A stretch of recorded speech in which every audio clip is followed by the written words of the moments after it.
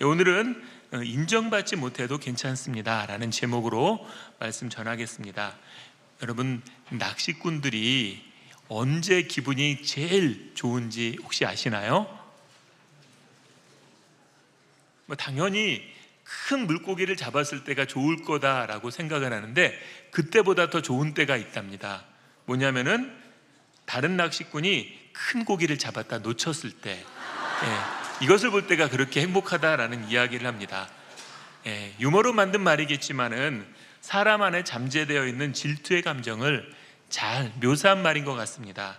그래서 우리나라 속담에도요, 사촌이 땅을 사면 배가 아프다라는 속담이 있습니다. 어렸을 때 제일 이해가 안 갔던 속담 중에 하나였어요. 땅 사는 거하고 배 아픈 거고 뭔 상관인가. 크면서 그 의미를 알았는데요, 이것과 비슷한 또 다른 이야기가 있습니다. 머리 아픈 것은 참아도 배 아픈 것은 못 참는다. 자신의 고통은 참을 수 있지만은 다른 사람이 잘 되는 것을 보고 배가 아픈 것은 참지 못한다라는 그런 의미인데요, 이처럼 인간에게 내재되어 있는 시기와 질투의 감정은 인간의 역사와 궤를 같이 할 만큼 굉장히 오래된 것입니다. 특히 인류 최초의 범죄인 선악과가 내가 하나님처럼 돼야 되는데 그렇지 못한 것에서 온 이 교만 때문에 일어난 사건이라고 한다면요, 그래서 이 교만이 모든 죄의 뿌리와 같다라고 할 수가 있는데요, 이것과 뒤집어진 감정이 질투입니다. 이 교만은요, 서열화, 내가 최고에 올라야 된다라는 생각의 마음이 교만인데, 반대로 최고의 자리에 내가 아닌 다른 사람이 앉았을 때 느껴지는 감정을 질투라고 합니다. 그래서 교만과 질투는 동전의 양면과 같은 그런 모양을 하고 있는데, 그만큼 질투의 뿌리는 굉장히 인간에게 오래되어 있습니다. 제가 왜 이 이야기를 하냐면, 오늘 본문에서는요, 야곱의 아내였던 레아와 라헬의 질투로 인한 그런 가정 안의 문제를 이야기하고 있기 때문입니다. 남편의 사랑을 독차지했던 라헬을 질투하면서 레아는 많은 자녀를 낳아서 남편의 사랑을 빼앗는 것을 추구합니다. 반면 이미 남편의 사랑을 받고 있던 라헬은요, 많은 자녀를 낳은 언니 레아를 또 질투하면서 경쟁에서 지지 않기 위해서 자기의 몸종까지 주게 되고요, 또 이를 질투한 레아는 자신도 자신의 여종을 남편에게 주기까지 합니다. 이런 아내들의 시기와 질투에 찬 행동을 보면서 야곱의 마음은 어땠을까요? 그리고 이런 가정 분위기에서 성장한 야곱의 자녀들은 어떠했을까? 라반의 탐욕과 야곱의 편애에서 시작됐던 이런 행동들은요, 역기능적 가정의 모습으로 나타냈고, 여러 사람을 옥죄며 인생의 짙은 어둠을 들이우는 것을 볼 수 있습니다. 그래서 이 레아와 라헬의 문제는요, 오늘 본문에서 끝나지 않고 나중에 루벤이나 굉장히 야곱의 평생에 걸쳐서 그 가정사에 깊게 배어 있는 것을 알 수가 있습니다. 그런데요, 이런 역기능적 가정 속에서도 하나님의 섭리는 계속되는 것을 볼 수 있습니다. 그래서 좋은 가정, 건강하고 모범적인 가정이 아니라요, 역기능적 가정 속에서도 하나님이 섭리하시는 것을 잘 드러내는 게 본문인데요, 오늘은 이 부분을 한번 살펴보도록 하겠습니다. 야곱의 가정에서 섭리하시는 하나님의 모습, 첫 번째는 다툼 중에도 구원을 이뤄가시는 하나님입니다. 다툼 중에도 구원을 이뤄가시는 하나님. 당신은 굉장히 강력한 가부장적 사회였습니다. 아내들도 그렇고요, 자녀들도 아버지의 말 한마디에 꼼짝없이 따라야 되는 그러한 강력한 권위를 가지고 있는 것이 가장이었는데요, 누구보다 주도 면밀하고 주도적이었던 야곱이었지만은요, 아내였던 레아와 라헬의 이 질투 싸움에는요, 무력한 방관자의 모습을 보여주고 있습니다. 그만큼 두 사람의 질투 싸움이 심했다라는 반증이 있기도 하고요, 제가 결혼한 사람으로서 보건대 아무리 센 남자라도 결혼하면은 결국 아내의 눈치를 보고 끌려갈 수밖에 없는 남자들의 숙명을 야곱도 그대로 보여주지 않은가라는 그런 생각이 듭니다. 여자분들은 별로 인정하는 것 같지 않은데요, 결국 남자들은 아내의 말에 휘둘리면서 살아가는 존재입니다. 어쨌든 다른 부분에서는 유능하고 주도적이었던 야곱이었지만은요, 가정 문제에 있어서는 아무런 힘을 발휘하지 못합니다. 그래서 오늘 본문이 29절이라고 하는, 성경에서는 굉장히 많은 분량인데요, 두 아내의 질투와 이로 인한 아이를 낳는 이야기로 가득한 것을 볼 수 있습니다. 그래서 얼핏 보면은 두 아내의 질투 이야기다라고 볼 수 있지만은요, 이것을 통해서도 하나님의 구원과 섭리는 계속되는 것을 볼 수 있습니다. 오늘 본문에 태어난 아들이 몇 명이냐면 총 11명입니다. 원래 12명 베냐민까지 낳는데요, 이 베냐민은 나중에 고향으로 돌아와서 베델에서 에브랏, 이 베들레헴으로 이동하는 중에 낳았기 때문에 오늘 본문엔 빠져 있고요. 야곱의 나머지 11아들, 거의 아들들의 윤곽이 다 태어나는 이야기가 오늘 본문의 이야기입니다. 알다시피 이 야곱의 12아들은요, 나중에 이스라엘의 12지파가 되게 됩니다. 예수님께서 12제자를 세우신 것은요, 이 12지파를 염두에 두고 새로운 이스라엘로서 이스라엘 시작한다는 의미로 12제자를 세웠습니다. 나중에 요한계시록을 설교할 때 말씀을 드리겠지만은요, 완성된 하나님의 백성의 수를 요한계시록에서 몇 명으로 이야기하는지 아시나요? 14만 4천 명입니다. 신천지는 이것을 그대로 실제 숫자로 이야기해서 신천지 신도를 14만 4천 명 모아야 된다라고 사람을 푸시했지만은요, 요한계시록에 나오는 숫자는 실제 숫자가 아니라 거의 대부분 상징수입니다. 구약부터 신약까지 모든 구원받은 사람들의 숫자가 14만 4천 명밖에 안 된다. 말도 안 되는 이야기인데, 그럼 말도 안 되는 이야기를 하는 신천지를 믿고 또 따라가는 것들을 보면은 참 사람이 객관적이거나 합리적이지 못하다는 생각이 드는데요, 그럼 왜 성경은 14만 4천 명을 완전한 하나님의 백성의 숫자로 묘사했는가? 이거는요, 구약의 12지파인 12 곱하기 신약의 12사도들인 12 곱하기 충만하다, 많다라는 의미에, 완전하다는 의미에 1000이 곱해져서 12 곱하기 12 곱하기 1000은 얼마겠어요? 뭐 굳이 계산 안 하셔도 되죠. 앞에 14만 4천이라고 했으니까 14만 4천이 됩니다. 그래서 구약과 신약의 모든 구원받은 백성들이 빠짐없이 망라되어 있는 숫자를 14만 4천으로 요한계시록은 이야기하는데요, 그만큼 야곱이 12아들을 낳은 것은 구원 역사에 있어서 중요한 일이고요, 그 토대를 이루는 이 12아들을 낳는 이야기가요, 이 두 여자의 질투 이야기 가운데서도 하나님께서 하나하나 이뤄가시는 섭리로 그려지고 있는 것을 볼 수 있습니다. 뿐만 하나님께서 라헬을 통해 낳은, 오늘 본문에서는 유일한 아들이고 베냐민 한 명 더 태어나는데요, 그렇게 태어난 아들 요셉이 어떤 사람이냐면요, 나중에 애굽의 총리가 되어서 자신의 가족뿐만 아니라 고대 근동의 많은 사람들을 극심한 기근에서 구원하는 역할을 하게 됩니다. 질투 속에서 얼떨결에 태어난 요셉이었지만은요, 하나님은 그런 여자의 출산을 통해서도 많은 사람을 구원하는 자신의 일들을 이뤄가는 일들을 빠짐없이 행하고 있음을 볼 수 있습니다.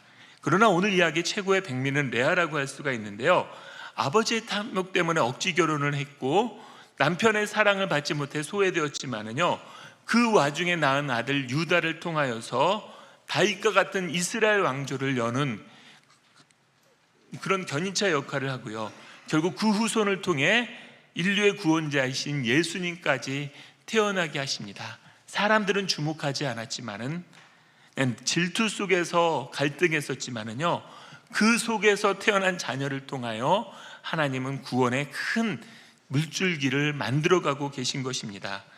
우리가 보통 사람들 보면은요, 안정되고 건강한 가정에서 태어난 것은 굉장히 큰 축복입니다. 그런 가정에서 성장한 사람들 보면은요, 정서적으로도 안정되어 있고 밝고 긍정적인 성격을 지닌 경우가 많이 있습니다. 그러나 여러분, 야곱의 가정과 같이 역기능적 가정에서 태어난 자녀들을 통해서도요, 하나님은 당신의 일을 놀랍게 이뤄가는 것을 볼 수가 있습니다. 우리가 자녀들을 완벽하게 키워야지 자녀들이 완벽하게 잘 자라는 게 아니라요, 실수하고 어려움 속에서 불완전한 환경 속에서 키울 수밖에 없지만요, 그래도 그렇게 성장한 자녀들을 통하여 하나님은 놀라운 하나님의 일들을 이뤄가는 것을 볼 수가 있습니다. 대부분의 사람들은요, 뭔가 완벽해야 되고 또는 다른 사람들의 주목을 받는 중심부에 서려고 합니다.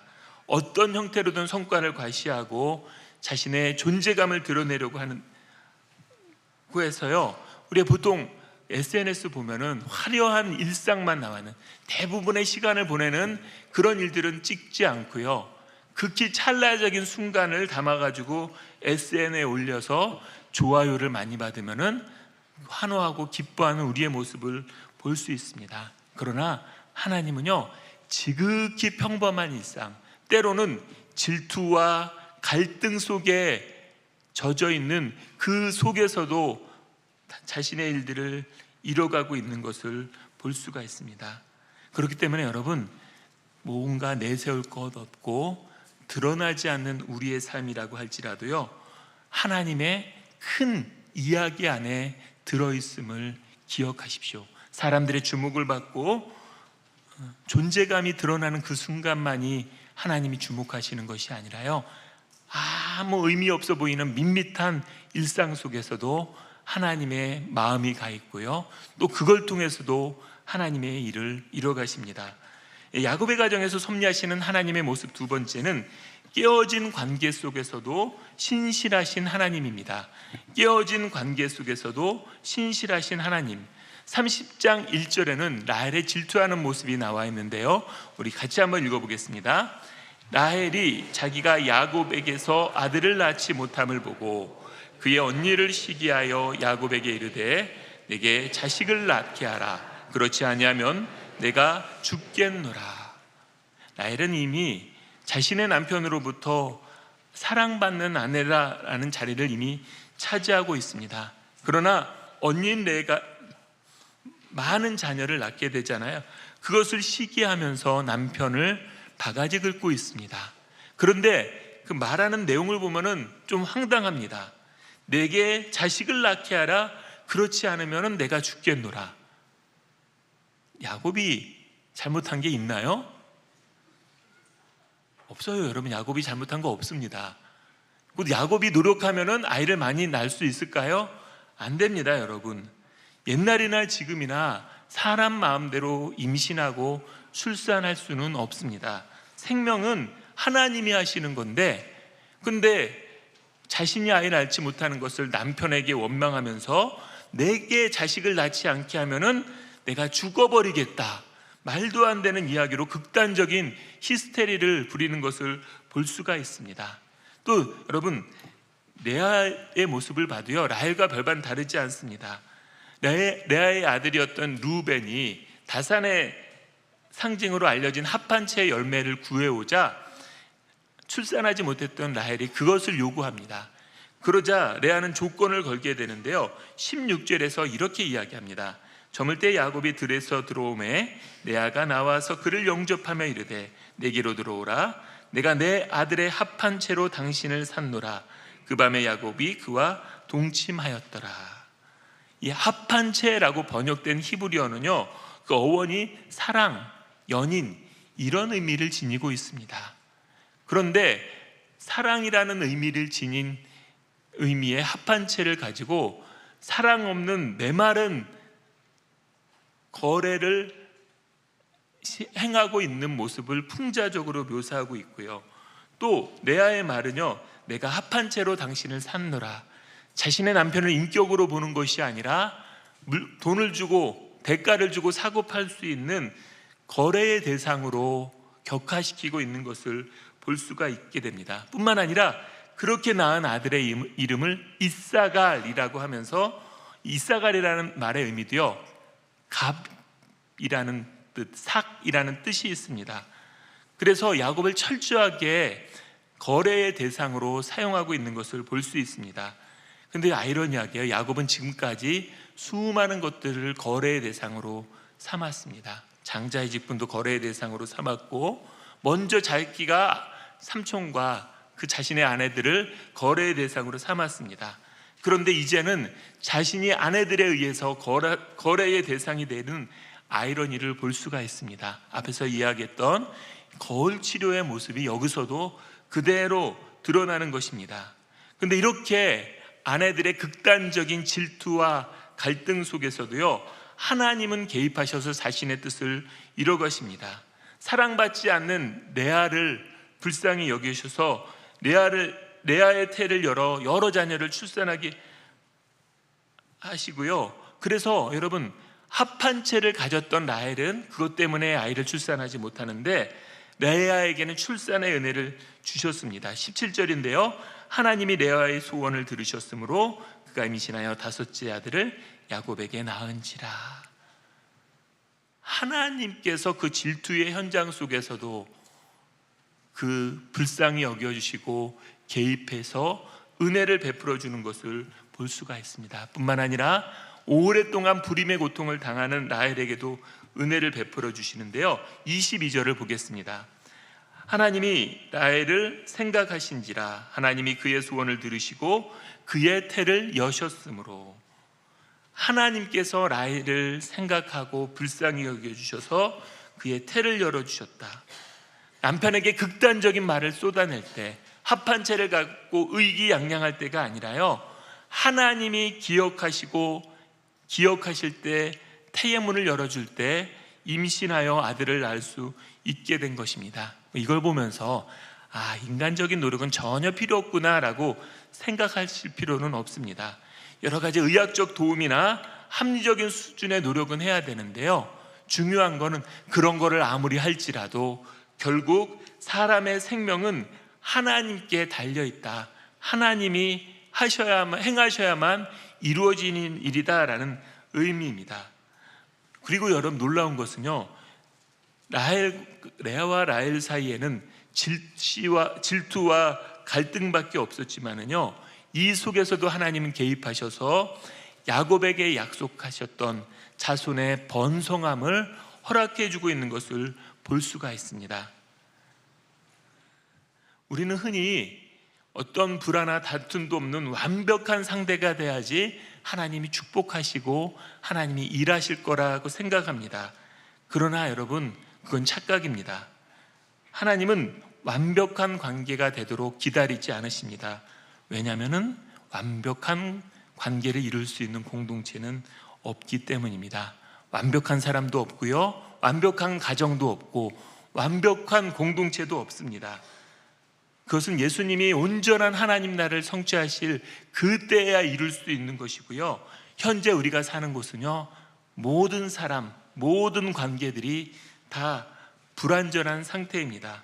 다만 멀리서 보면 괜찮아 보이는데요, 가까이 가보면은 다 똑같은 문제들을 안고 있습니다. 제가 전에 사역했던 분당 우리 교회는 현재 한국 교회 많은 교회들 중에서도요, 굉장히 건강하고 많은 분들이 선호하는 교회입니다. 5년 전에 29개 교회로 분립하여서 한국교회에 신선한 충격을 주었는데요, 지금 분립한 지 5년 차가 되었는데 거기 담임하시는 목사님 이야기를 들어보면 지금도 여기가 분당 우리 교회에서 분립한 교회입니까? 하면서 찾아와서 등록하는 교회가 있다라고 할 만큼 영향력 있고 많은 사람들이 선호하는 교회입니다. 그런데 여러분, 그 분당 우리 교회에 어떤 갈등이나 문제도 없이 이상적이었을까요? 제가 10년 사역했었잖아요. 근데 많은 문제들이 있었습니다. 그 이후에는 더 어려운 일도 있었더라고요. 제가 나중에 그 교회 교육자들 통해서 들은 바에 의하면은요, 그러면서 분당 우리 교회라고 많은 사람이 좋아하는 교회도 일반 교회에서 일어나는 일들이 전혀 비껴가지 않습니다. 다만 말하지 않을 뿐이지 똑같은 문제들이 지나가고 그런 문제를 겪는 것을 볼 수가 있습니다. 어느 교회든 어느 가정이든 어느 사람이든 멀리서 보면 이상적이지만은요, 가까이서 보면은 역시나라고 할 수밖에 없습니다. 그럼에도 불구하고요, 하나님께서 그런 불완전한 사람, 불완전한 가정, 불완전한 공동체를 통해서 하나님이 일하십니다. 깨어진 관계 속에서도 그것을 붙들고 당신의 일을 해나가시는 하나님이시기 때문입니다. 하나님은 완벽한 사람, 완벽한 관계가 되도록 기다리지 않으십니다. 왜냐하면 그건 안 되기 때문에요. 그래서 하나님이 구원을 베풀어 주셨고, 하나님은 불완전함 속에서도 자신의 계획을 완벽하게 이뤄가십니다. 야곱의 가정에서 섭리하시는 하나님의 모습 세 번째는 거절 중에도 찬송으로 이끄시는 하나님입니다. 거절 중에도 찬송으로 이끄시는 하나님. 여러분, 오늘 본문의 레아의 모습을 보면은요, 참 겉으로 보면 불행한 인생이었습니다. 평생 동생에 대한 열등감을 시달릴 수밖에 없었습니다. 왜냐하면은 누가 봐도 동생보다 현격이 떨어지는 외모는 사는 내내 계속되었을 것이고요, 어느 남자도 결혼하고 싶어 하지 않는 외모였습니다. 그렇게 라반의 입장에서는요, 돈 들여 키운 딸인데 신부값도 받지 못할 그럴 딸이었습니다. 심지어는 당시 관습 때문에요, 레아가 결혼하지 못하니까 동생인 라헬까지 결혼을 시킬 수 없는 원인이 되었을 것입니다. 그래서 라반은요, 라헬을 이용해서 억지로 레아까지 결혼시켰을 뿐만 아니라 신부값까지 두둑히 챙긴 것인데요, 이처럼 아버지의 사기의 도구로 사용되었던 레아는 당연히 결혼해서도 남편의 사랑을 받을 수 없었습니다. 아버지의 원하지 않았던 딸은 이제 남편이 원하지 않는 아내가 된 것입니다. 제가 보면 여자가 살면서 가장 여자를 많이 사랑해 줄 수 있는 두 사람이 아버지하고 남편인데요, 레아는 아버지로부터 외면받고 남편으로부터 외면받는 그런 사람이었습니다. 그래서 하나님이 이 레아를 불쌍히 여겨주셔서 레아의 태를 열어 많은 아들들을 낳게 하는데요, 그러나 사랑에 대한 레아의 갈망은 채워지지 않았습니다. 그래서 첫째 아들을 낳았을 때 내 남편이 나를 사랑할 것이다 라고 하면서 이름을, 첫째 아들을 루벤이라고 짓습니다. 둘째 아들은 하나님께서 내가 사랑받지 못함을 들으셨다라는 의미의 시므온으로, 셋째 아들은 내 남편이 지금부터 나와 연합하리로다 라는 의미의 레위로 지었습니다. 아무리 아들을 계속 낳아도 남편의 사랑에 대한 레아의 갈망은 채워지지 않았습니다. 왜냐하면 남편은 레아가 원하는 사랑을 줄 수 있는 능력이 없기 때문입니다. 그러나 레아에게 진정한 자유를 맛본 것은요, 남편의 사랑이 아니라 하나님의 사랑을 받아들였을 때 진정한 자유를 맛보고 갈망은 채워졌습니다. 우리 29장 35절을 같이 읽어보겠습니다. 그가 또 임신하여 아들을 낳고 이르되 내가 이제는 여호와를 찬송하리로다 하고 이로 말미암아 그가 그의 이름을 유다라 하였고, 넷째 아들을 낳고는요, 내가 이제는 남편의 사랑이 아니라 나에게 복을 주시는, 나를 살피시는, 나를 사랑하시는 하나님을 찬송한다라고 고백하고 있습니다. 남편의 사랑을 갈망하는 것이 아니라요, 완전한 사랑으로 사랑해 주시는 하나님의 사랑을 받아들인 것입니다. 이런 고백으로 이름을 붙여준 유다가 바로 야곱의 실제적인 장남 역할을 했고요, 이스라엘의 최전성기를 이끄는 다윗의 조상이 되었고, 결국 이렇게 이어진 계보를 통해 인류의 구원자인 예수님이 태어나신 것입니다. 하나님을 찬양하고 하나님의 사랑을 받아들일 때 하나님께서 레아의 삶에 놀라운 일을 행하신 것입니다. 많은 경우요, 사람에게서 신적인 사랑을 기대하다가 상처받고 실망하는 경우가 많습니다. 제가 사역을 하다 보니까 남자들이야 제가 남자니까 많이 만나지만은 여자분들도 많이 만나게 됩니다. 특히 결혼하신 여자분들이요.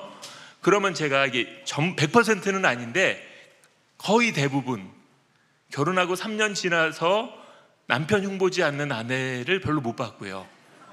그리고 아내를 흉보는 남편을 별로 못 봤습니다.